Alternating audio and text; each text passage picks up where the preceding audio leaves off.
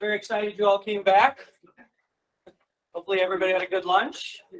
We're going to dive in. We got lots of information we want to go through, but I want to start with reading you this. So we gave the same assignment to this young person.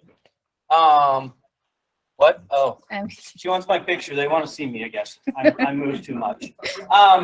Same assignment of writing a letter to their advisor, and this young man decided, for him, he decided to do slam poetry instead. And this is a young man, actually, was varsity athlete. Everything on the outside looked about as good as it could. Outside of being adopted very, very young and some other things. But this is his message to my advisor. And I'm not going to do this justice, but I'm going to try. I'll trust you as far as I can throw you, but I can't throw you that far. I'm proud of my pain. I'll show you my scars.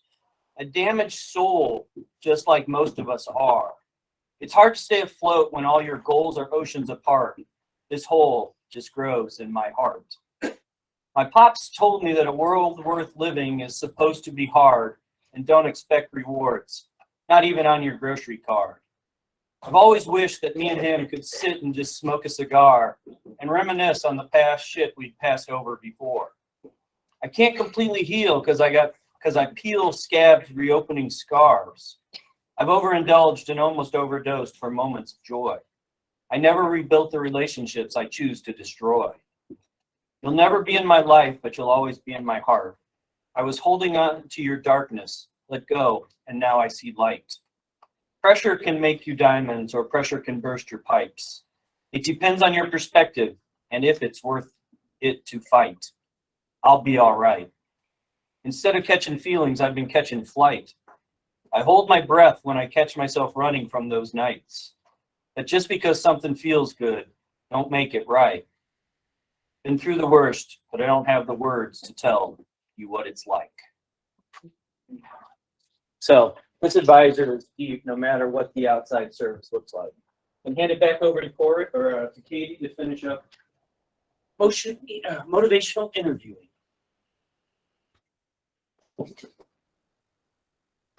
Okay, so before we finished before we went on break for lunch, we had hit on what are some things you can do to help get your clients buy-in, especially with course. Now we're going to talk about the actual change process. Within that, I want to highlight there are always two ways. We're going to focus on what's called change talk. There's change talk and there's called what they call sustained talk. Sustained talk is when they're not willing to budge on what they're doing. They're just going to maintain the status quo. There's no motivation, or just they're not willing to try what you're putting down for them, or they're not picking up what you're putting down. That being said, a lot of this, and what I loved about the training that I did earlier this year, is hearing the trainers talk about we learn what we believe by hearing ourselves speak it out loud. So the more you can get your clients to talk about change, the more you can talk about them being motivated or what they want their life to be like in the future, the more they're going to buy into the process. So if you're talking about negative things all the time, the more they're going to believe it. I think Jason did a really good job describing this earlier when he was talking about the advisor, where this statement turns into this statement, turns into this statement, turns into I'm worthless. A lot of that is what happens when we get to this space. And so we're coming in with individuals feeling that they're worthless, they're not worthy of even changing or making any little change. The goal is for them to start hearing that they themselves are saying that they can change. It is, again, really empowering for them. So change talk, when we hear that, it's going to be what's called preparatory or mobilizing. Preparatory change talk is when they're getting ready to change. I mentioned the motivational interviewing for adolescents and young adults book earlier. We took this chart directly from that book because I think it's so helpful. One of the little acronyms they use is DARN, which is desire, what they want, wish, or like, affirming, they can't, with statements like can, could, I'm able to, reason is giving a specific reason that they want to change. And then need is I have to, I must, what's important. Once, so we're not going to be able to hear change talk all the time. It's a process. They're thinking about it, but they're not yet ready. Again, remember, we're going with the ambivalence. It's that push and that pull. So we have to just let it happen. When it happens, acknowledge it, reflect on it, maybe summarize it. You're willing to try X, Y, and Z, or I'm hearing that you want X, Y, and Z to happen.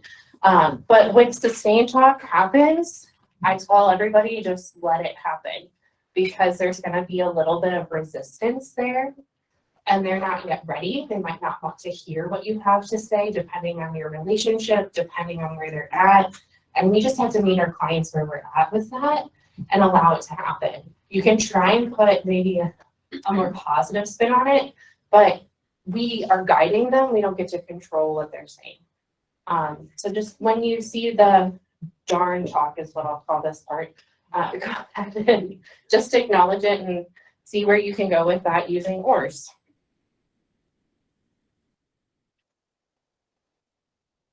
Mobilizing change talk is about commitment, activation, and taking steps. Sorry, again, out of breath.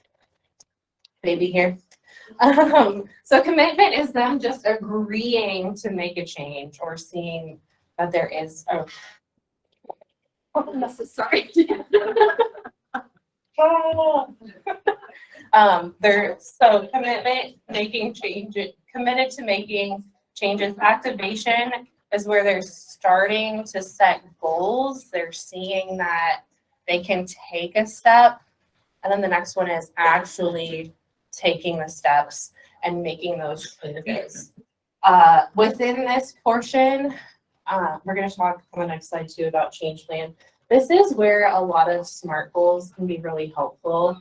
And I think we mentioned too the latter earlier when Jason was discussing what level of compliment are you okay with receiving.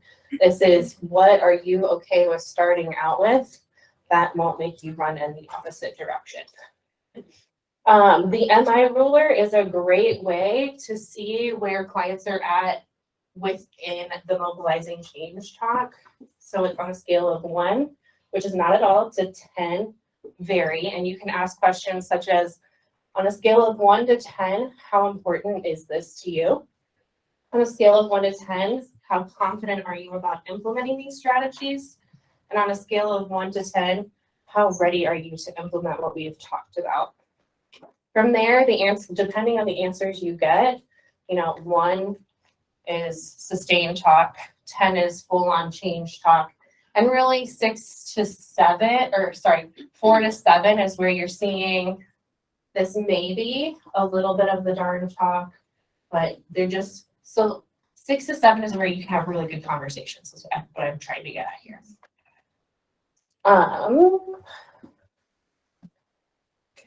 That is it for that one. So we're going to go on to change plan.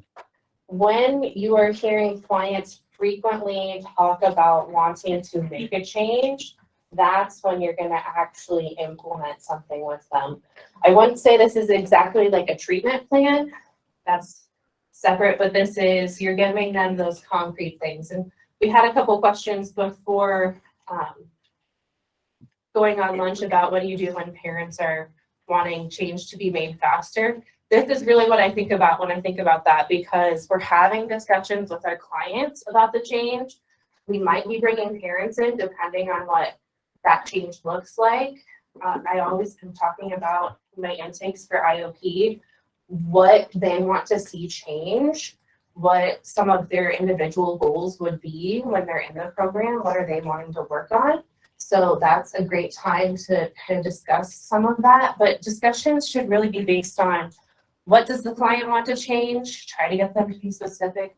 Sometimes they're gonna say, I don't know, my mom just told me I have to come here. And with that, okay, why does mom want you to come here? What is it that mom's seeing that she thinks is concerning? And then go into a conversation about that. Ask them, well, what do you think about that? Is that accurate? Is there any truth to that? Are you concerned about that, especially with substance use? What would change look like for them? Oftentimes, this is where we're going to have to validate and acknowledge that change requires a lot of vulnerability, and that's hard. And so we need to take a step back and go, okay, what would one step towards that look like? Are they willing to make any changes? Sometimes they're going to say no. And that's okay, right? Because they're in control of their choices that they're making. How can they make these changes? A lot of times I like to ask that because I have an idea of how they can make a change. Parents have a similar or very different idea of how they can make the change. And then the adolescent has their own opinion. So there are three people thinking they have these great ideas on how they can make a change, but it's not for me to decide how they want to make it, and they have to choose. And it could be really unrealistic. I can't think off the top of my head, but I've had some interesting ones where I'm like, oh, you're just like magically going to start going to school 5 days a week when you haven't done it in a year. Okay, how do we make that happen? Because what I know is that's probably not going to be realistic for them, but for some reason they're thinking they are. So having a conversation and diving deeper into that using force is a great way to gauge where they're at with that. And it might just be that their expectations, they're not connecting those dots yet, or they could be like, yep, I'm going tomorrow, and go tomorrow. So just trying to get them engaged in that. And then how will they know when they reached that change? I love asking this question, especially when things are really rocky, because I want them to know that they have something concrete that they're working towards, not just some imagined idea that we all think that they can achieve, but nothing accurate or tangible is what I'm going for. Any questions about change plans in the motivational interviewing ruler?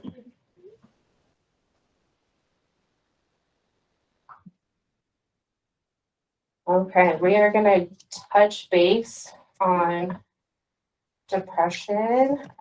I know Amber had a question before lunch that we're going to try and touch base on. You want to start with the teen and adult thing? Yes, we can start with the teen and adult thing. I don't have it pulled up on my computer, so. Give me a second.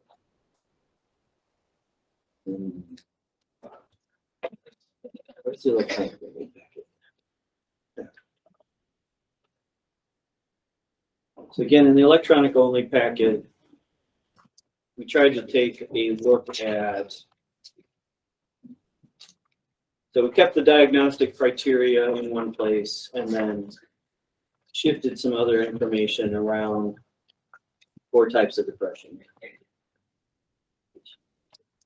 If you're in the electronic packet, it's page 10. So you've got adjustment disorder. We've had multiple questions on trying to compare adult to adolescent in different areas. And so this is trying to share, as we will go back into the criteria for anything in DSM is criteria for adults. All right. And so this is trying to say how it might look like to young people.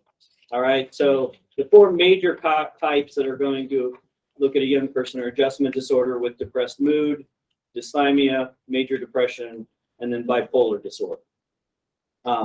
I will say, so dysthymia is not a term used in the updated version anymore. It's just persistent depressive disorder. They completely took out that term.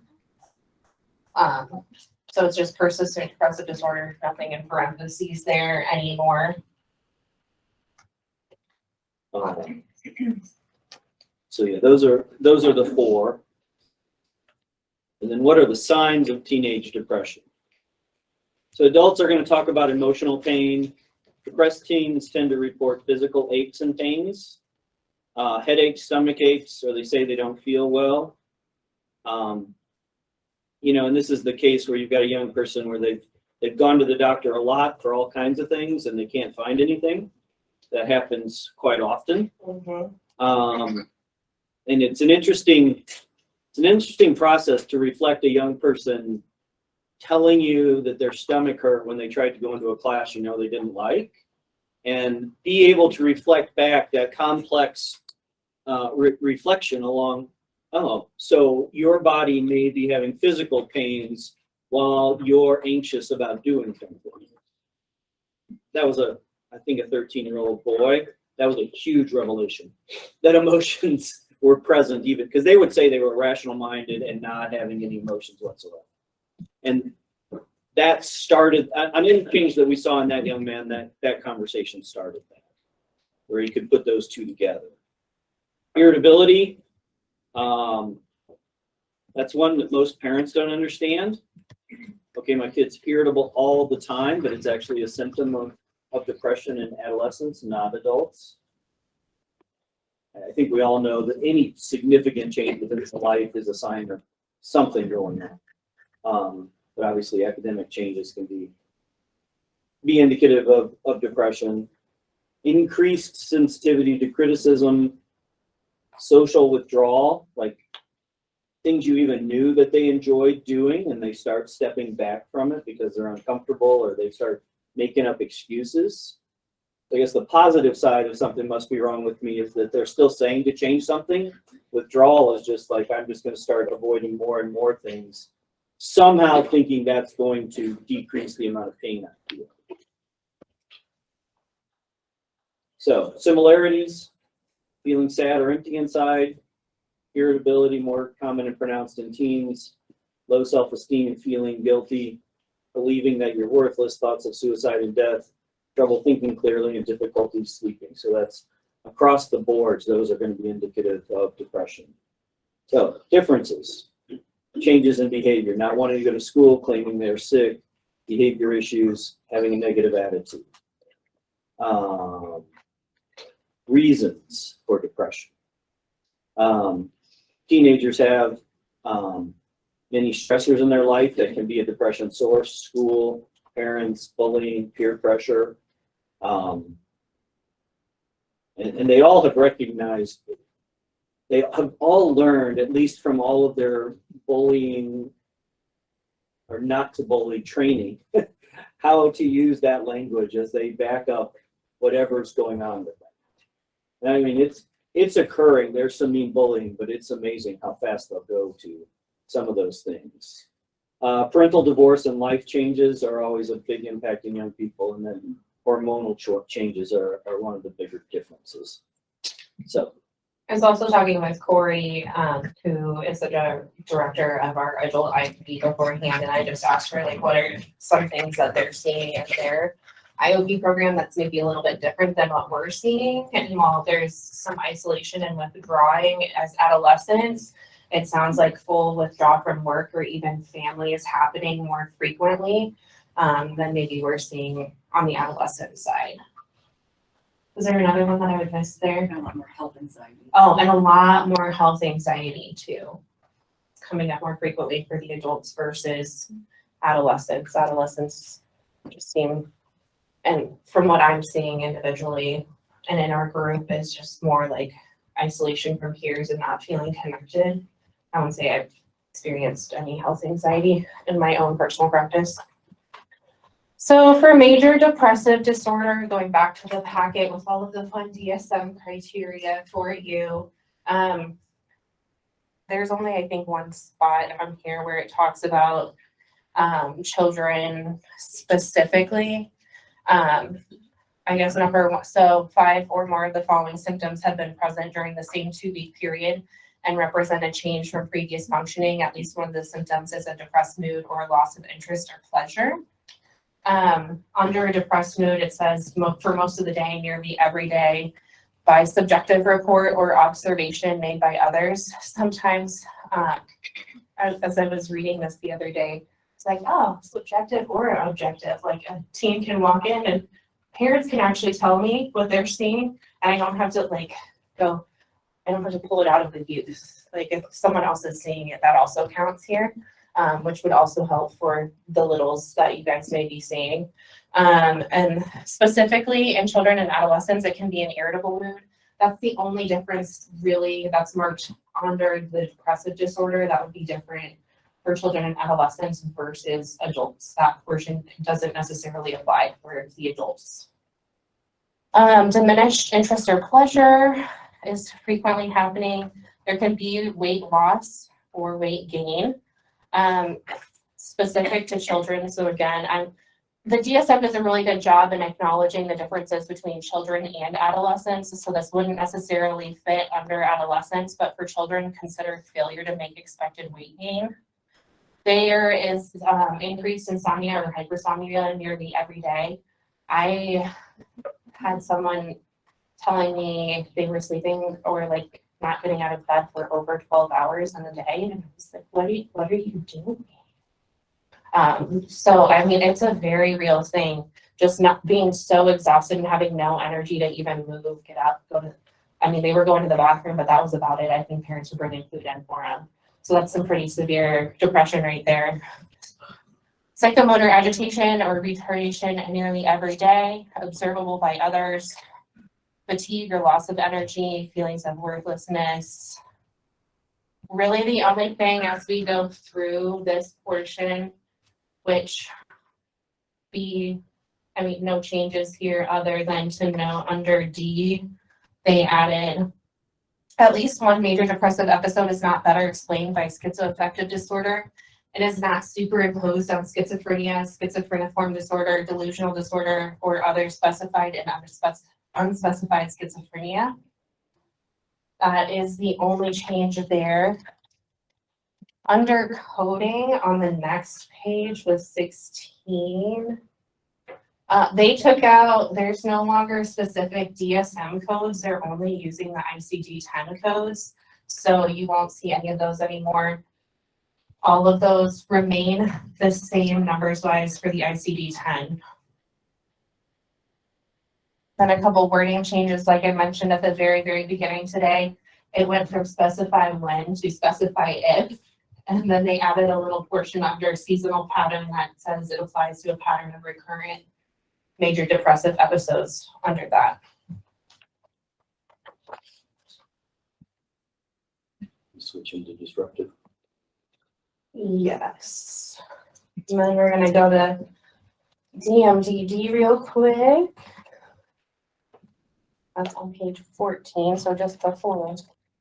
That's one.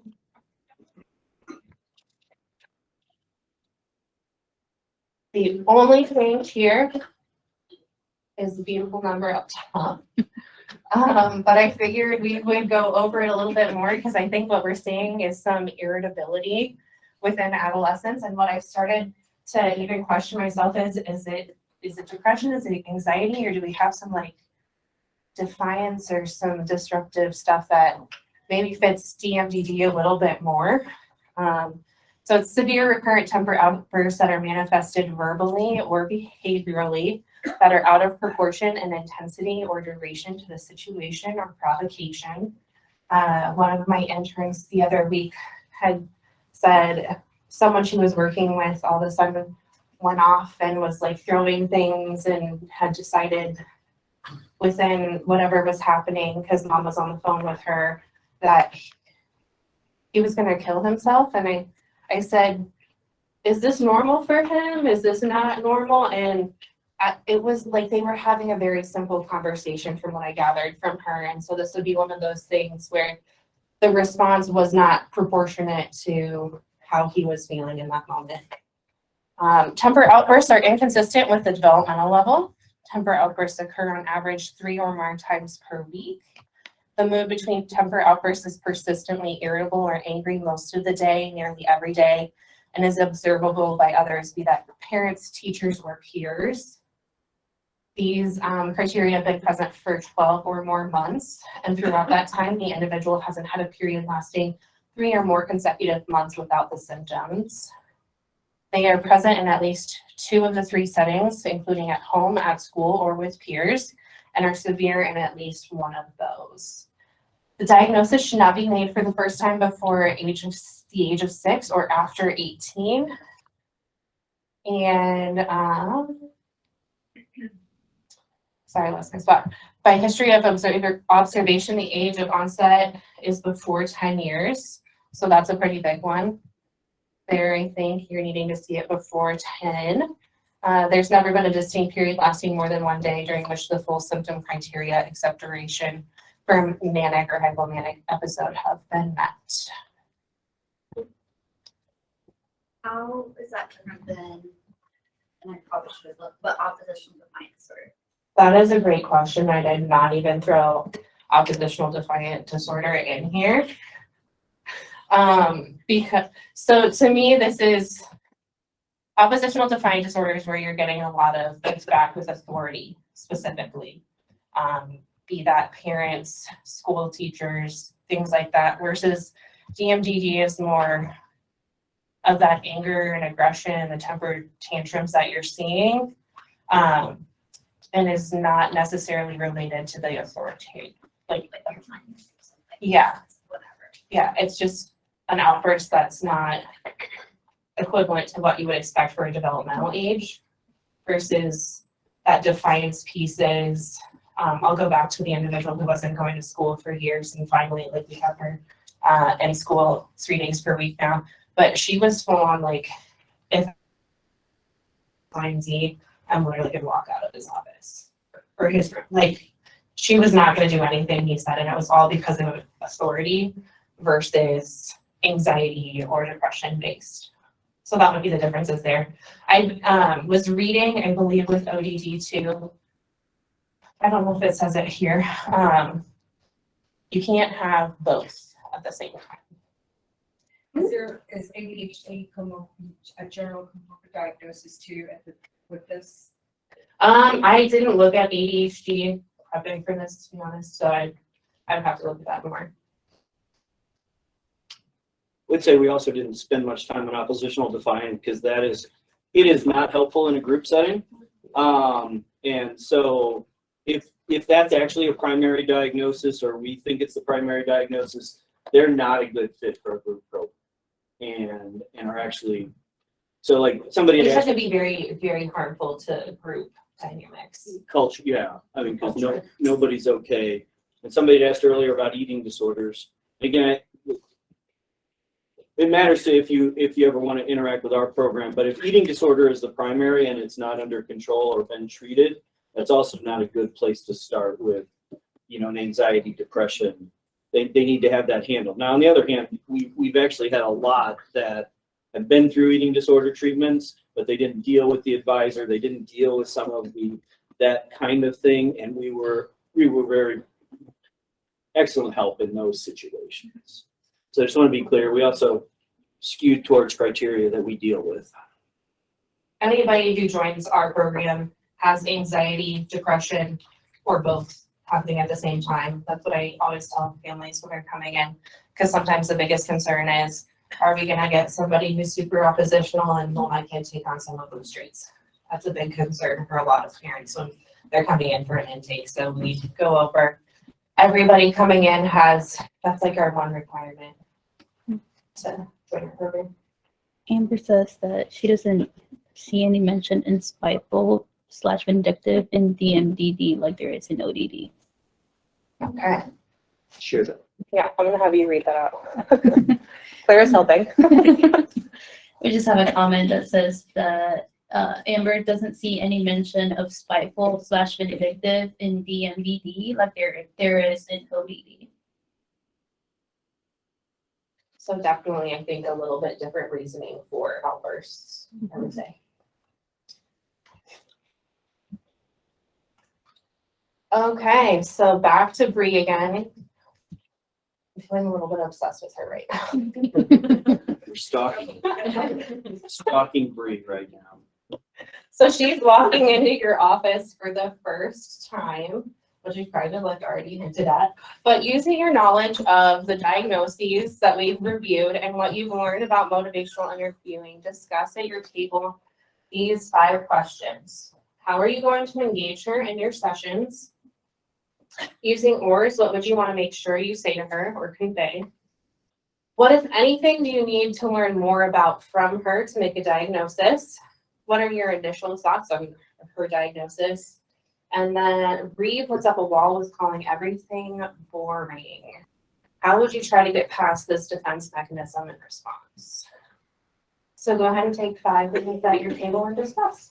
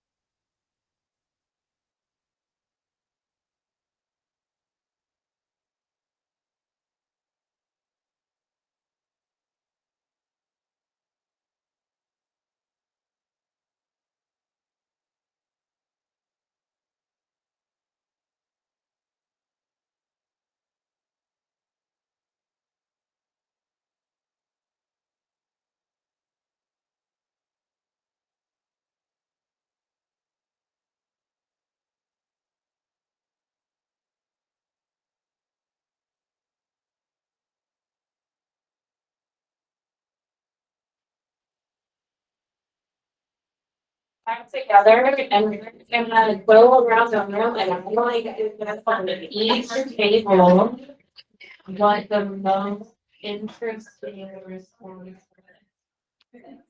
Like what you find to be the most interesting. We've been reading everything that our online viewers have been posting and they're pretty awesome. So I'm hoping you guys can come up with some awesome responses too. All right. Oh, so as I'm gonna have at least one person share from each table what you found to be the most interesting in your discussions. So pick a reflection or whatever you have. I saw some faces and they look kind of scared. I know this is where I would be like hiding. Go. I'll just shout out for our Okay. people. We were talking about not wanting to diagnose initially, Mhm. because it's kind of that's what we're gonna do with not enough information and just seeing that client one time. So we said adjustment disorder is probably the easiest one that you go back and check. So, Absolutely. yeah. Yeah, so she said that we don't want to do diagnosis would be a little intimidating after that first time. So starting out with an adjustment disorder and you have to actually provide a diagnosis, but that gives you time to, you can go back and change it. And you can get some more information from her. Yeah. As far as number one, how we're gonna engage her in session, we talked about trying to create a join with her. Let her see that we can be a trusted adult, because it doesn't sound like she has good relationships. Also going back to the valuers to try to get that, to see what we could use to help motivate her and get her committed Mhm. to the, not committed, you know. Going to the hospital today. So working on building that trust with her, going back to values and working on buy-in, not committing her to the hospital. Yeah.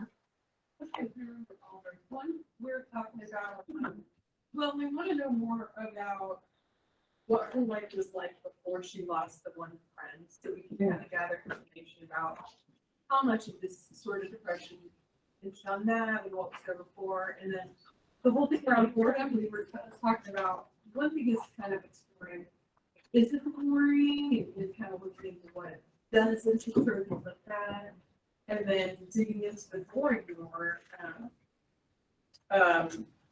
One thing I suggested was having some education on, there's a lot of different things that can be within the word and boring and exploring, like I wonder what else is inside that feeling. Mhm. And then someone, we have an idea of a card game you can use, you know, it's like a card emotions game, you can help to explore more emotions. Yeah, so diving deeper into boring, what's a time or when was the time that it wasn't boring for you? And then it sounds like too, trying to figure out if the loss of a friend was the stressor there or if it was happening beforehand. And then you guys also mentioned the emotions card game. Emotion card games. Yeah. I couldn't hear all the comments about Bellevue in the laughter, but there was a sense that our group, that one needed to finish the session having a sense, was it safe for this girl to go home because of the cutting? Or did some other arrangements, maybe she needed a brief stay, you know, on inpatient. And it, whatever technique or interviewing method people use, whether you're doing Freud or motivational interview, you need to have that sense of this is what's happening, this is the level of safety and protection this girl needs, and let's go in that direction.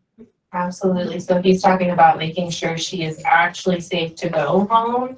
I think that's a huge part too, especially in her journal. I think she comments about she wouldn't intentionally kill herself, but she doesn't know if it could get to that point. So definitely safety planning. Of course, you know, I made a little joke over here about buy-in versus commitment. But absolutely, I think that's very true that we need to make sure she is safe to go home at that point. And I like that. I think that also builds trust to acknowledging, you know, some pretty intense things are going on at home, and we just need to make sure that you can stay safe.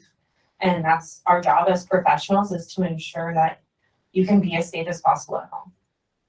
And if not at home, then somewhere else. Okay. A couple other tables have not yet gone. Yeah. Speaking of place, so we kind of got straight a little bit talking about the going to the nurse's office instead of her first at school, instead of going to the counselor and the different approaches might be. And I think we were kind of thinking that the first session, nobody would probably know that she's cutting. She'd probably be doing that in places where no one can see. Very sure. So talking about, she's probably not going to acknowledge in the first session that she's cutting unless you see it somewhere.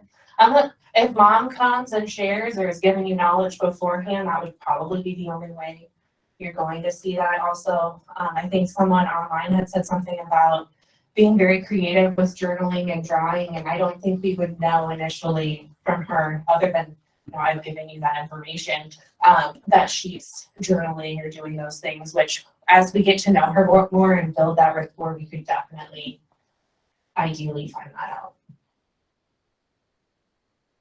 I'm curious, you guys said going to the nurse versus a counselor. What did you guys discuss as being the differences between the two if she were to go at school? If they have to have permission for everything they do, the kid can easily go to the nurse with whatever somatic thing they want, and the nurse can respond. And what we talked about was they could do like a metaphor with the kid. If the kid starts talking about the emotional thing and they say, well, you know, that compare that to like having a big cut on your arm or whatever, what would fix that? What would make it feel better for you? What do I have in my office that can make you feel good? And they would get some positive regard and attention, and then maybe get to the point where you could show them to the counselor with the parent permission, or, you know. I think it's easier to get to the nurse. And it could be. I think a lot of schools, and I could be wrong because I'm not doing a whole lot in the school, but I think they try and make counselors as accessible as possible. But I think there are a lot of hiccups right now with being able to for sure get there. So using a nurse, especially All with school staff, all school staff, is nursing can't do it either. okay. So figuring out, I will say too, I mean, we're seeing a lot of that psychosomatic pain with anxiety and depression. You have stomach aches, you're feeling like you're going to throw up. I'm sure nurses are going to be experiencing a lot of this as well. So figuring out what's a great way to navigate all of the hiccups that come with that. Got a couple other tables still. Our table kind of talks basically about what a lot of the other tables have suggested. We definitely followed up with this one kind of in just various ways that we can include safety planning, if that's what you want to label it as, not just with her, but parents, because that's a big part that was mentioned. We also talked about the heavy influence of kind of just that sense of autonomy, and like her day is with parents and with school, and there's kind of maybe a lot of authority that just directs her, but not a lot of intention in that. And so Good point. what is good for her and where her story fits. Yeah. So acknowledging that she feels like people are telling her what to do and she has no choice in the matter whatsoever. Just going through the motions. We kind of, this table was neat too, and they talked about boring. We kind of had a conversation about boring, and sometimes we feel like, at least for her, maybe boring is lack of engagement or lack of feeling like there is a desire to engage versus like sometimes you hear this is stupid, which might be more of like a skill set thing, like maybe it's too difficult or something, whereas boring might be, I would feel like there's a reason behind it. That there could be like an emotion behind that, or I like the reason point. It's a little bit of a nugget, better than, well, I guess I'm fine is also a good little nugget too, because I'm fine never means I'm fine. But with, like it's stupid, to me, that's oftentimes like we're gonna push that away. Versus she very specifically picked the word boring and she uses it multiple times. So clearly that has some value or meaning to her and be figuring out what that is. Yeah, that's what we talked about, is trying to define what boring is. She's dropping a lot of good nuggets. It's just figuring out what those nuggets are for her and the importance of them. All right. Anybody else? I'm gonna have Claire read a couple of the online ones because they were pretty good. All right, so the first one we have here is reframing boring, perhaps. Boring is a good thing. It can move you towards doing something different. What does it lead you to?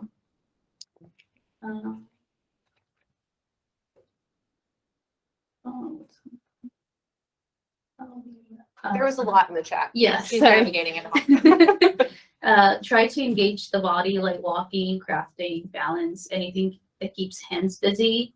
It makes it feel less like what they expected from therapy, and they don't typically feel as vulnerable. And if they don't want to really engage in any of that, doing something as simple as playing with Play-Doh on the table and just explaining like it's something to keep hands busy, and they usually start to engage after that. Some distraction. Awesome. I think you guys did fantastic with 3. The question over here earlier about ADHD and disruptive mood disorder, was that you? Or over? Sorry. It's yellow. Yes. Okay. So I looked it up.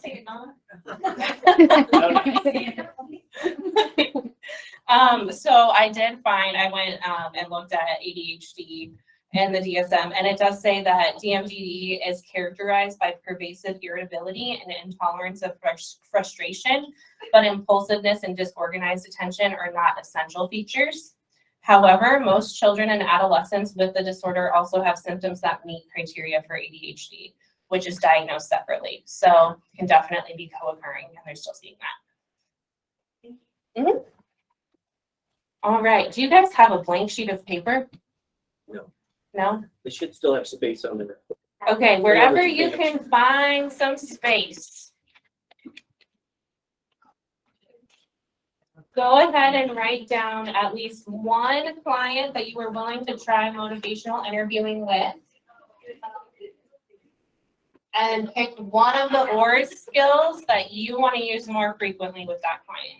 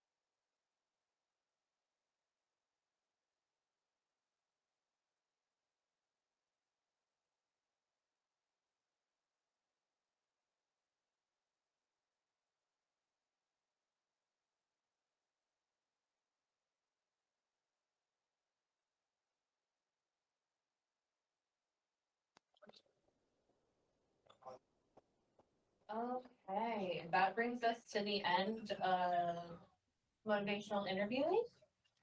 Do you guys have any questions before I hand it back to Jason?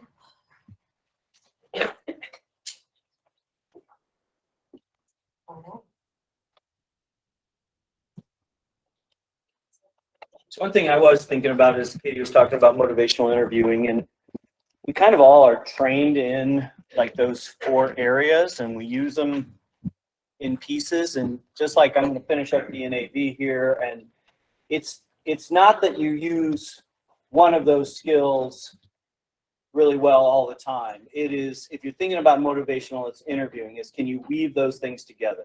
So in, DBT, that walk in the middle path, can you balance the use of these skills so you keep things moving forward, not just spending time on just affirmations? That might be, a session, but is that in balance with everything else? And so that's what's different from just, I know these things and I've used them. It's, can I use them on purpose in kind of a structured way and in a balanced way? So I think that's kind of just something to think about that.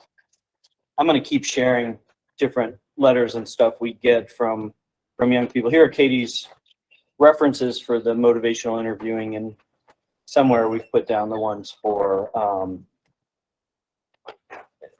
the program that we use.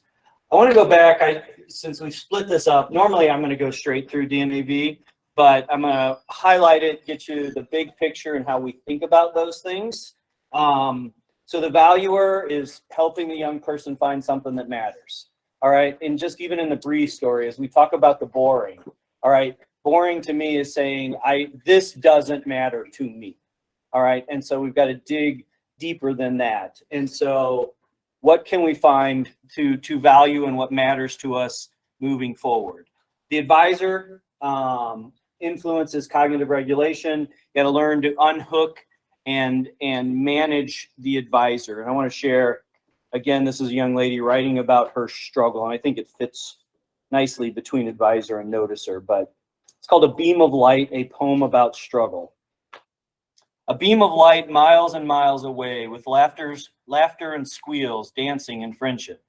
A hope, a smile, a happy ending. Something she would never get as the beam of light showing through the tunnel got smaller and smaller. It seemed as if a cap or a lid was being placed on the sunshine, while her monsters dragged her further away from hope. A pit of black, tears, cuts and blood, sadness and misunderstanding. This was her tunnel, and she was the only one in it, the only one left. Just smile, they said. You have no reason to be sad, they always whispered under her breath. And she always wished she could be the one saying that, not the one in the pit. But she knew her monsters would never allow that. They were 13 when they wrote that one. I'm regularly in awe of like the creativity and the way they've thought about what their struggles are. And if given the opportunity and that the environment has set up whatever that means to give them the freedom where they feel safe to share, they are able to share it very, very effectively. And almost all of them. So we're going to spend some time on the noticer. I just want to put the whole DNAV in front of you, but the noticer influences emotion regulation. Your noticer is your inside and outside, how you sense things, how you feel things, how you recognize things. Discover influences self-regulations and relationships. So how do we work on, and we really like this language. So Bree, if we're going to use her as an example here, probably has a very, very weak discoverer. All right, she's not looking for new ways to interact with the world. She just keeps pulling back and pulling back. So we're going to go a little deeper into those things. We've had a lot of applied questions, and so I want to hit on the way we put this together and how we think about a young person. And in the background here is the Milan triangle, if you've ever heard about that, which can be used for different topics, both, where's the counselor here and the client, and what's in that interaction. But the Milan triangle, if you think about it, we're going to talk about defense mechanisms, but our goal for a young person is, can they become that natural, that open, authentic self that we want, that's calm, curious, connected, confident, what we'd all like to be all the time, all right? And you get closer and closer to that authentic self as you strengthen your valuer. And you strengthen your valuer by moving towards what matters to you. Does that make sense?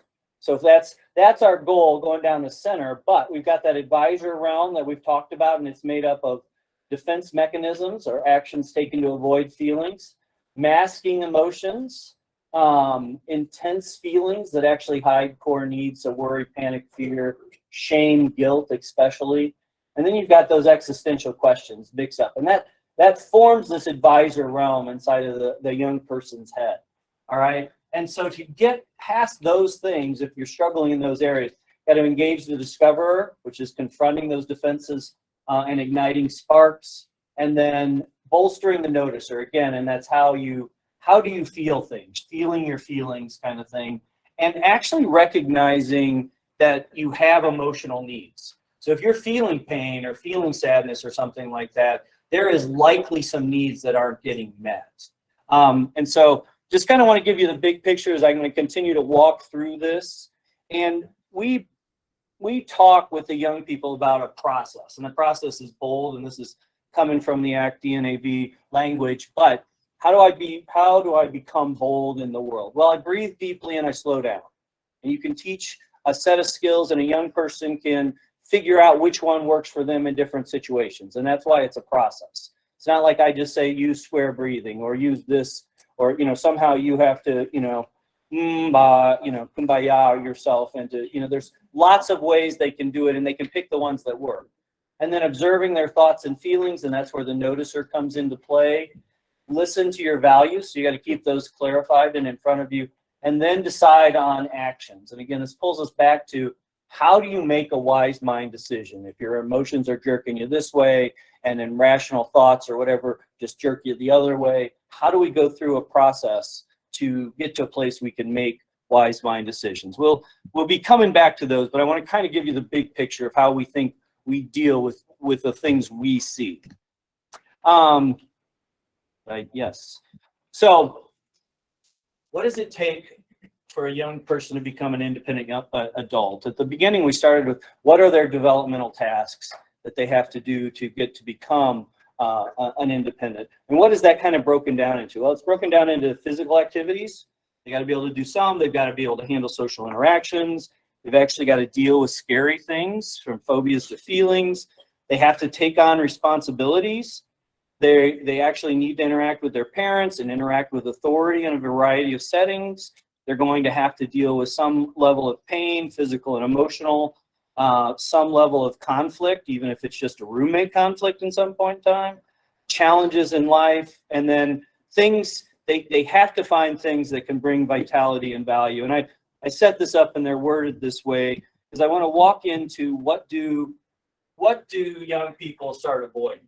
All right, so if we've got this advisor, it's become self-abusing, it's beating up, it's clogging everything, and they're wanting to withdraw. What does that look like in practicality? All right, and so if you think about anxiety, and I would say we've seen this cycle start with ADHD, shift into what people would say was anxiety, and then it goes into depression, and then despair and the suicidal ideation. So there is clearly a pattern there, but it can start at anxiety, it can start at depression, and so kind of looking at what those things are. And so anxiety, if I'm anxious, I'm scared to walk through a room into a classroom kind of thing, or I'm even just avoiding feelings like I don't want to be responsible. I'm avoiding responsibility. Well, ends up that reduces, your activity. I'm not going to do this thing. Increasingly restricted life. You start thinking about the horse with the, I can only see this much of life, and it undermines confidence. All right. So a young person who was supposed to do something, whether it was try out for something or do an assignment, and their anxiety took over and they didn't do it, and then they're asked to do it again. Well, they literally have the fact that they didn't get it done the first time. So why should they possibly believe they can do it now just because you're saying it louder, or, you know, there's more, well, your grade's going to fail if you don't, well, I couldn't do it the first time, so my confidence is down. That ends up worsening how they feel. And when you go back, it actually increases the anxiety symptoms and what they feel, the negativity that they feel about themselves. And then this cycle just keeps going down. All right. And I would argue if they start in this cycle and it's been too many years, we get young people coming in thinking they're depressed. And we've actually shifted our talk, because if a kid decides they're depressed and you tell them you're treating anxiety, guess what? They don't think it's for them. And, I mean, and we had a lot of that to begin with until I figured out how to help them weave these two together and show that they work together. But depression can be a place it starts. So again, you reduce total activity. And in young people, we talk about, you know, like maybe you used to like to go bike riding, all right? So you're getting depressed, you're not feeling very good. A friend calls you up on a Saturday morning and says, let's go bike riding. Well, you're like, no, I'm depressed, so I'm not gonna do it. So you literally, a loss of things that used to give you fun. You've given up the physical activity, which actually stimulates, you know, stuff in your body. That is the level I talk about neurobiological stuff, because it's not my forte. But we do know that, you know, the pleasure sensation is the dopamine. It's not dopamine. Dopamine. Thank you. Dopamine. But that is the, you know, that's the pleasure sensation. All right. And you get that by setting a goal and moving towards it. You don't get it by finishing the goal. You don't get it by sitting around and thinking about a goal. You get it by taking action towards that goal. All right. And so if you stop having those goals, this is where it becomes easier to go get that same pleasure sensation from vaping or drugs or cutting or some kind of risky behavior. All right. And you don't get a sense of achievement because you don't ever finish anything. Again, worsens how you feel, leads to more depression. This keeps going down into kind of that despair pit. So you put them together, you know, you get anxiety and depression, you get unhelpful behaviors. And sometimes that's avoidance. Sometimes I'm just not going to go, you know, get on a bus or a plane. But sometimes it's adding in things like I'm going to drink now so I can handle whatever this is.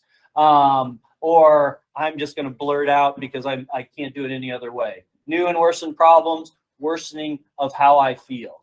And so you've got this just vicious cycle. And I actually share all of this with young people directly to have them start thinking on that meta level of what's going on and where they agree with it and where they see those cycles in their life. And so you come back, what are the types of things that an adolescent is going to avoid? It is literally exactly the same list as what they actually have to accomplish to become independent. And I said, so that this particular slide is one of my saddest slides, because usually if I'm talking to parents, I put them in the other order, you know, because this is what they avoid and everybody agrees that they avoid all these things. And then guess what? You actually have to be able to do all of these things to become an independent young adult. And that's where this starts to really get scary, because you end up, and we have actually worked with a young man who didn't want to leave his parents' basement, but at the same time was starting not to even enjoy the video games that he was playing in the basement. It's a really tough cycle if you keep letting this narrow down. The challenge becomes, what does avoidance look like, especially avoidance of a feeling? Because we hear avoidance and we're like, all right, the young person who's got a phobia of buses or snakes, I just avoid those situations. Or, you know, it's like it doesn't look that active, or it may not, what I'm seeing in my home may not be the same thing. And so let's think about the example of trying to avoid the feeling of failure. All right. So I don't like feeling like a failure. I know this for a fact. I don't like that feeling either. But let's imagine that feeling comes from doing algebra. I don't really understand it when they put it up on the board. All right. I get home. It doesn't make sense when I'm trying to work on it. All right. And then I turn it in and I actually get told I'm a failure because I didn't do it very well. Right. Let's just imagine. Now I don't want that feeling again. So second block, I get handed this huge algebra assignment. All right. I didn't understand it when it was there. I'm already avoiding interactions with authorities like teachers to go get more help.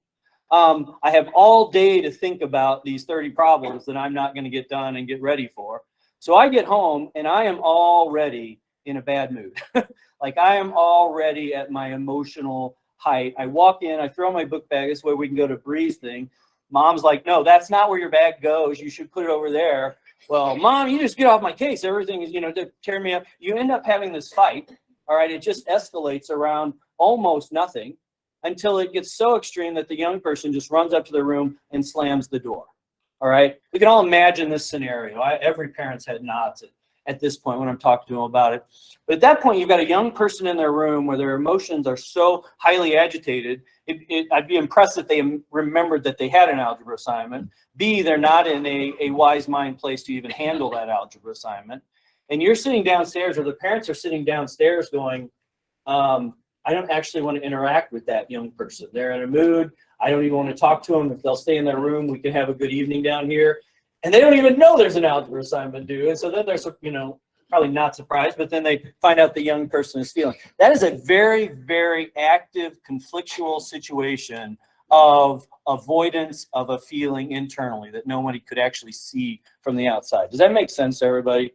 And so that's why we spend a lot of energy talking with young people about defense mechanisms.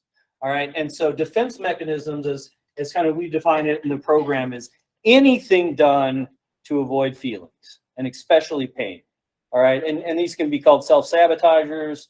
And so literally on day one, our young people have a sheet. We've got about 40 of them. I've put it in the electronic packet for you that they go through and they check all of the defense mechanisms that they think they've used.